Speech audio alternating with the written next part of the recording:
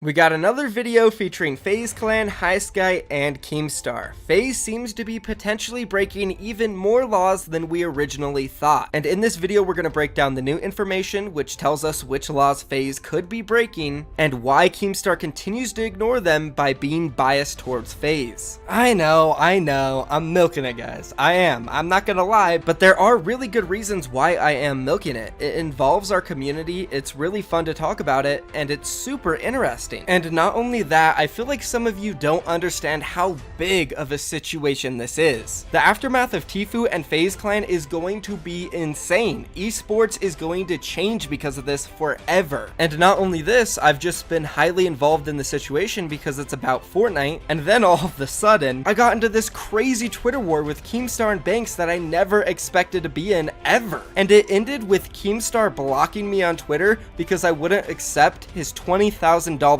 bet on whether he was right or I was right, which is definitely not how I wanted it to end. If I had my choice, I would have hopped into a call with Keemstar and talked to him about it and explained my perspective and opinion more to him and tried to understand his more. But unfortunately, Keemstar is just unwilling to listen to anybody who disagrees with him, which is why he blocked me and made that obscure bet. And that's why I'm going to be covering another story in this video involving that situation. I think it's super important to see and understand, and that's what Keemstar is completely failing to do, understanding anything that isn't his opinion. Richard Lewis, who is a highly respected esports journalist, did an article on Highsky and how him and FaZe potentially broke the law. And honestly, this article is incredible. He goes so in depth and brings up all of the laws that they might be breaking, and Keemstar's response to it, well, it was awful. I'll just go ahead and show you it here real quick. Imagine thinking kids under 13 can't join a gaming clan because they are breaking the law. LMFAO. Now we will go in depth about Keemstar's response and in depth about the whole entire article. But before we do, I just have to say this. Imagine thinking this whole entire thing about Highsky and FaZe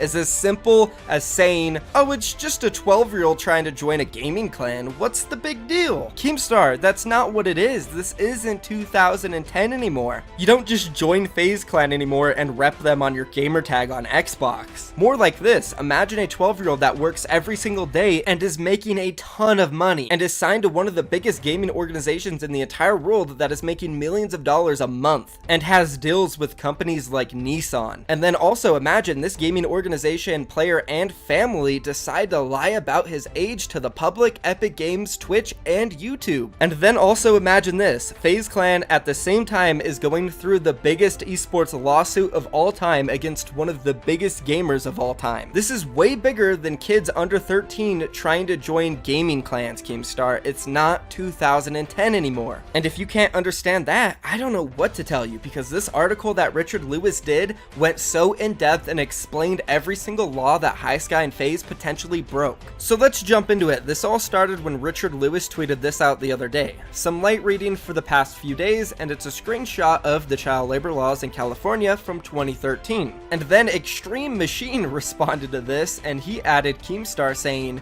Keemstar's been challenging people 10k bets that FaZe Clan broke no laws. Does Richard Lewis want to take up his challenge? Then Richard Lewis responded to this guy by simply linking his article he did titled, Did FaZe Clan Break Any Laws with the Highsky Signing? And then that's where Keemstar responded to Richard Lewis's article and said, imagine thinking kids under 13 can't join a gaming clan, blah blah blah, broke the law, blah blah blah. We went over it. Clearly he didn't read the article, because if he did, then he would understand that they possibly did break a law and it's just not some meme and joke and lie. So Richard Lewis responded to Keemstar and he said this, I don't think that. I consulted with California lawyers when writing this. They say if you sign a contract with a company that operates as a talent agency and is defined as being in the entertainment industry, then you have to adhere to the California Labor Commission laws. And then in a second post, Richard Lewis said this, also, you specifically asked people to show what laws, if any,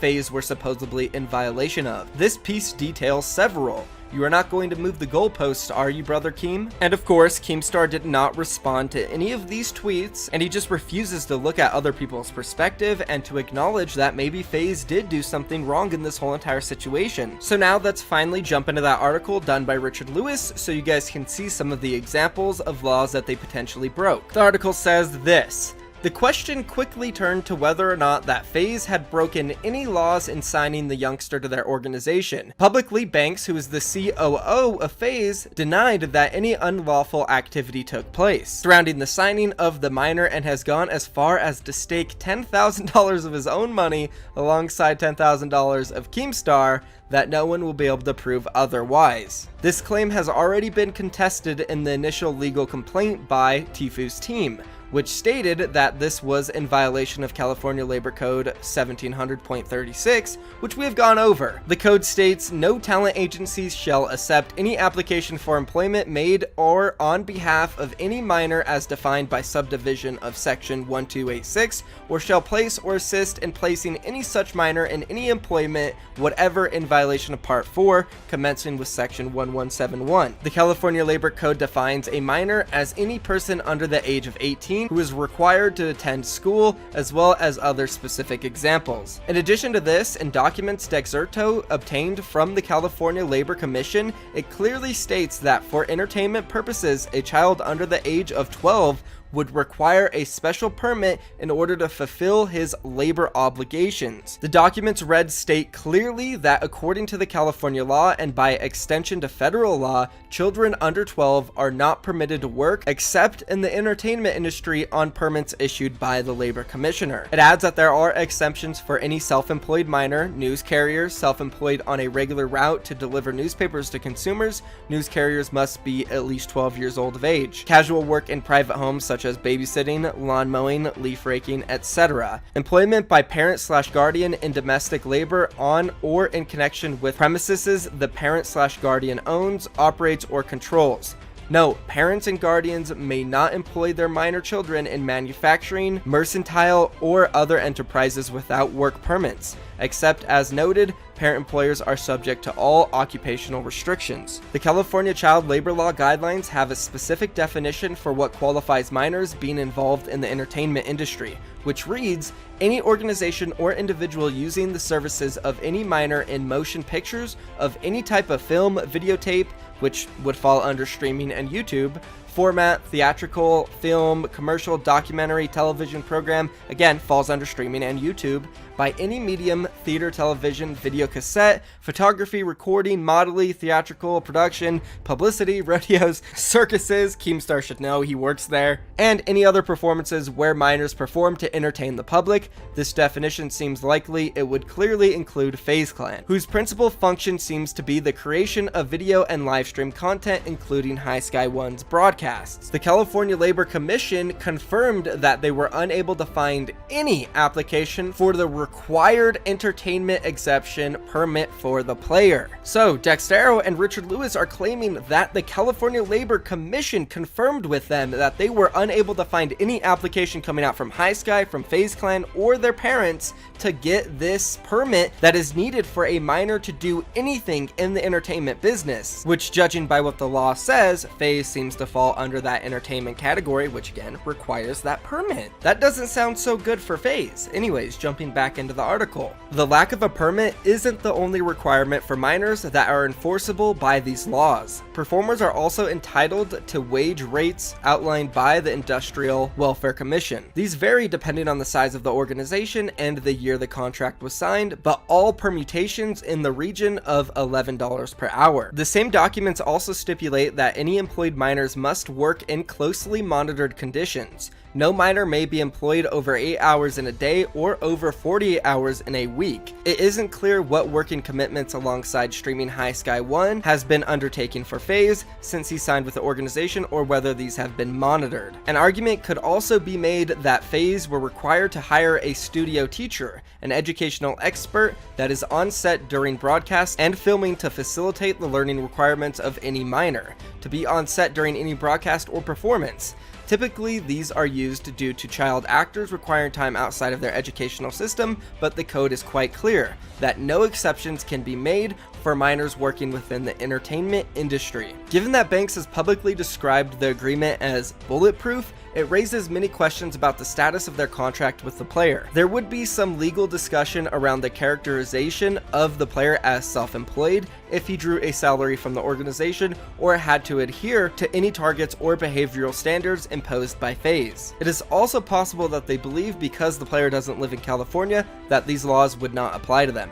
However, the California Labor Commission would most likely argue that by undertaking most of their operations in the state, including having working locations based there, they would likely be classified as a California employer and such would be bound to follow the state laws. In addition to any liability FaZe may have, there is also potential for the young Fortnite players' parents to be held equally accountable if it was ever deemed that they allowed their child to enter into an unlawful employment. It isn't clear whether or not any of this will be pursued by the California Labor Commission at this time, especially after Tfue released a video saying he was not pursuing some of the original components of his legal complaint. So that was the article done by Dextero and Richard Lewis. If you want to find out more about it, I'll leave the link down below in the description. Go check them out. But overall, from what I learned on this article, is that FaZe could be breaking more laws than we originally thought. And the big one is that allegedly the California Labor Commissioner confirmed with these guys that FaZe Clan High Sky's parents, anybody involved,